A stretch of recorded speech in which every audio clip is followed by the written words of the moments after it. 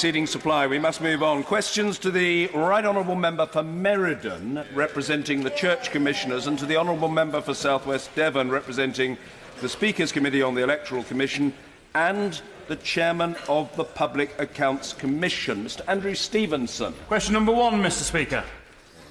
Mr. Speaker. I welcome the Right Honourable Lady to her new responsibilities. Mrs Spelman. Thank you, Mr. Speaker. And of course, we must briefly pay tribute to my predecessor who fulfilled this role with great aplomb and will be forever remembered as enabling the legislation for women bishops.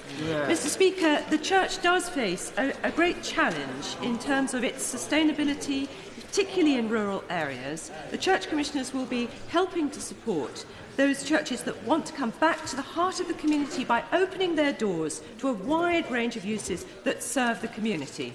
Mr Andrew Stephenson. Thank you, Mr Speaker. And can I join with you in paying tribute to my right honourable friend and welcoming her to her new role. Briarfield Methodist Church recently secured much-needed Heritage Lottery funding to support roof and masonry renovations. However, Nelson United Reformed Church is having to close next month after 150 years of worship.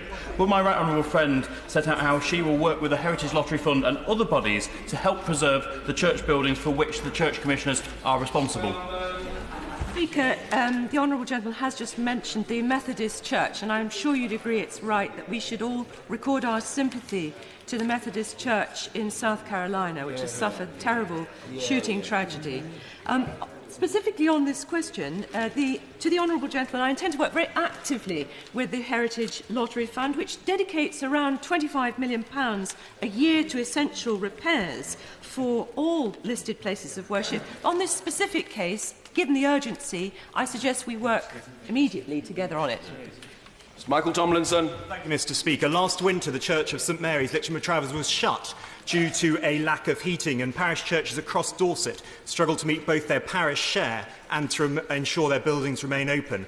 What plans does the Church Commissioners have to provide support for churches like Litchfield St Mary's to ensure that they remain open, and will she meet with me to discuss this? Well, Mr Speaker, 250 churches have managed to install renewable energy facilities, and the Church offers a church care support system to help parishes make changes and modifications to their heating systems to bring down the costs of heating. And again, I suggest that we work closely together with this specific example and see what can be done. Turner. Sir. Mr Streeter. With permission, Mr Speaker, I will answer questions 2 and 6 together. The Electoral Commission has begun its assessment of the referendum question proposed in the European Union referendum bill and will publish this assessment before Parliament returns from recess in September. The Commission has previously reported on the neutrality of the proposed question as part of the assessment of the question contained in the Private Members Bill 2013. That report found that a number of voters perceived a bias if the phrase "remain a member of the European Union" is used in isolation. The Commission therefore recommended an alternative question, which it found to be the more neutral, but which did not use yes and no as response options. Turner. The Electoral Commission has given advice on the wording in question and in the referendum, and the government has accepted their advice. Can my honourable friend confirm, though, that a similar approach will be taken to changes to the Pendle rules? Mr Speaker, it's certainly the case that the Electoral Commission has given advice on the Pendle rules, which I will come on to discuss in question 5 later on. I'm happily not responsible for whether or not the government accept that advice. Davis. Well, the Electoral Commission have said, as far as I understand, Mr Speaker, that the most neutral question for the EU referendum would be, should the UK leave the EU or should it remain within the EU? Does my honourable friend not believe that the government should accept the independent advice of the Electoral Commission as to what is the most neutral question and put that in the referendum bill? Mr Speaker, my honourable friend slightly anticipates the situation. The Electoral Commission is currently assessing and consulting upon 2 questions. First of all, the question in the bill, and then secondly, the question, as he says, which would be, should the United Kingdom remain a member of the European Union or leave the European Union? And it will provide its findings and recommendations to the House in September. Mr Derek Thomas. Number 3, Mr Speaker. Mr Speaker, the Electoral Commission is currently considering what public information it will provide voters at an EU referendum on how to register and cast their vote. However, given that they are also responsible for designating lead campaigners, as well as registering and regulating other campaigners, the Commission does not believe it would be appropriate for them to also produce a guide providing information about the costs and benefits of EU membership first-hand, as campaigners would want to make such a case themselves. Will you agree with me that the British public have a right to a completely objective, independent guide to our membership in order to take an informed decision in our EU referendum? Mr. Speaker, I certainly agree with my honourable friend, and that's what many of our constituents want. The issue is who is best placed to provide that impartial guide. Given the complexity of the question, and there are so many unknowns, and given the importance of ensuring that the Electoral Commission does not in any way undermine its neutrality and independence, they may not be the right organisation to carry out that task. Mr. Peter Bone. Well, Mr. Speaker, if they're not the people to do it, I'm quite happy to take on that task.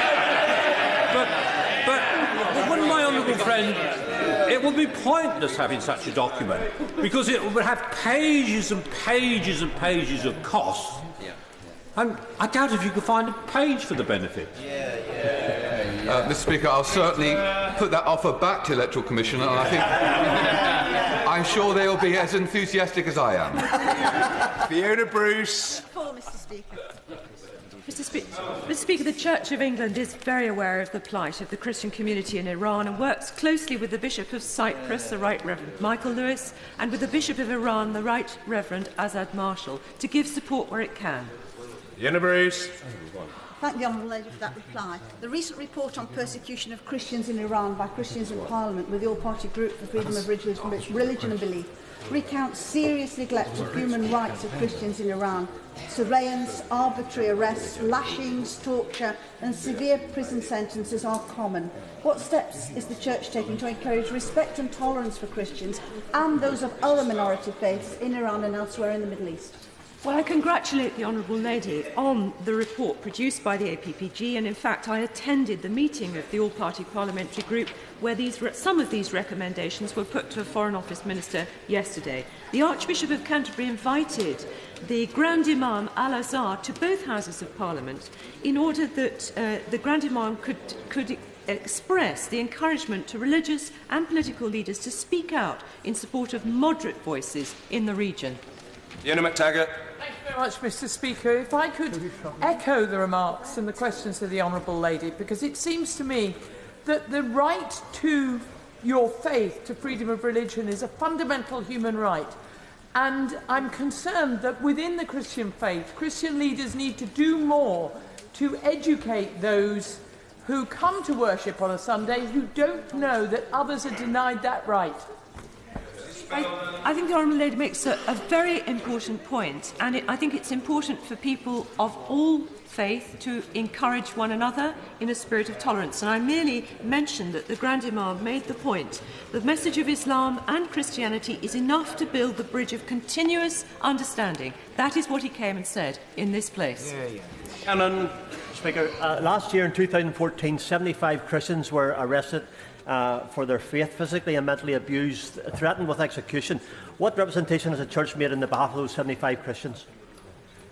Mr. Speaker, the Church does work very closely with the Foreign Office in working in tandem with our diplomatic pressure on countries where there is abuse of religious freedom. And I know that he was present at the All-Party Parliamentary Group yesterday. He will have heard the Foreign Office Minister give us encouragement to work together on this. Burrows. Question number 5. Speaker, the Electoral Commission has set out in its briefings on the EU referendum bill why it does not agree with the disapplication of Section 125 of the Political Parties, Elections and Referendums Act 2000, as proposed in the legislation currently being considered by this House. The Commission's briefing papers on the legislation are circulated to honourable members and are published on its website. Burrows. Referend expect the government to formally respond to the helpfully clear advice that there is a risk that the use of significant amounts of public money for promotional activity could give an unfair advantage to one side of the argument, and if so, can it be published?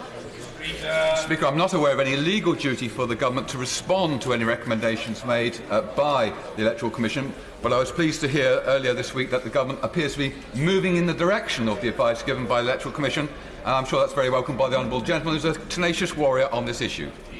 Sir John Cryer.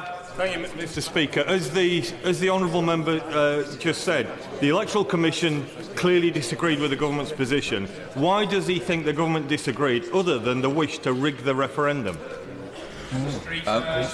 Mr. Speaker, happily that is not a matter for me, and I'm sure it will be a question that he will put, if he hasn't already done so, to ministers on the front bench. Rachel Maskell. Question number 7, Mr. Speaker. Mrs. Spelman.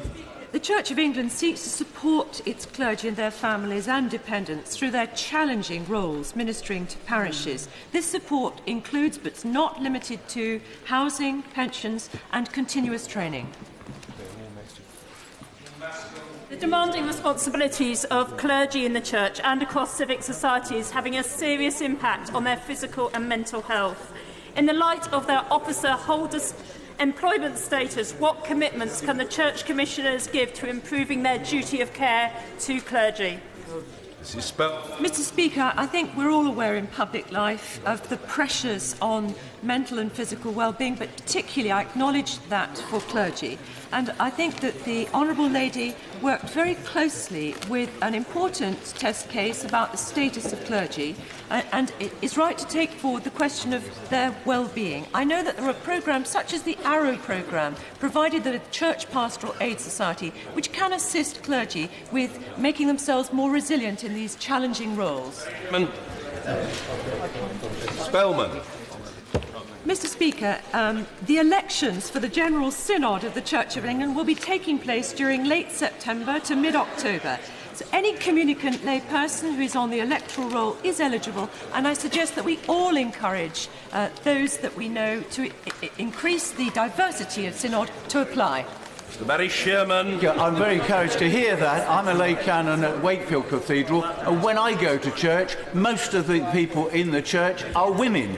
But 65% of the membership of the Synod are men, mainly middle-aged men like me. When are we going to get some leadership to get more women in the Synod? Well, Mr. Speaker, as I just said to the honourable gentleman, one thing we can all do is encourage more women to apply for the elections this year. And as an ex officio member of Synod and the first female second Church Estates Commissioner, I will be doing my bit to diversify the Synod. Caroline Noakes. Question number 9, Mr. Speaker. Mr. Streeter. Speaker, the Commission first clarified its guidance on the law on commonly used names in 2011. It then restated this guidance in March 2015 when it became clear that there was some confusion surrounding the rules. The Electoral Commission keeps its guidance under regular review. Advice from the Electoral Commission at the recent local elections suggested that middle names were not acceptable as commonly used names, leaving the wonderful councillor John Nigel Stewart Anderton on the ballot paper simply as Nige. What assurances can he give me that guidance will be clearer in future? Mr. Streeter. Mr. Speaker, the law that we passed in 2006 in this House states that a candidate may state a commonly used forename if it is different from any other forename he or she has.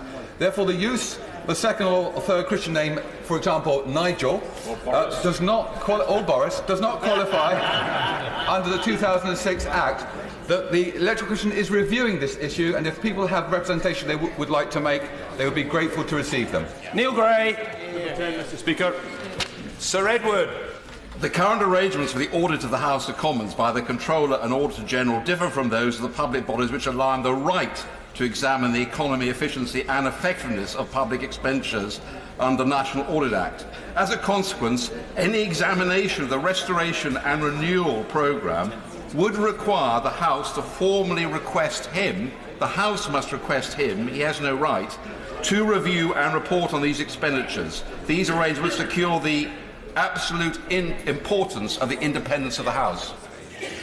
Thank the member for that answer. My constituents in Airdrie and Shropshire and people from across these aisles will demand value for money with this project. How will they be able to feed in and scrutinise this process? So we must have value for money on this project. And the National Audit Office is already involved in this project. It's working with the project managers, and it'll be looking at the finances on a continual basis. The House must report its finances, and if the honourable gentleman can restrain his impatience, the independent options appraisal will be published this afternoon, and for my part, I hope we can be allowed to stay here.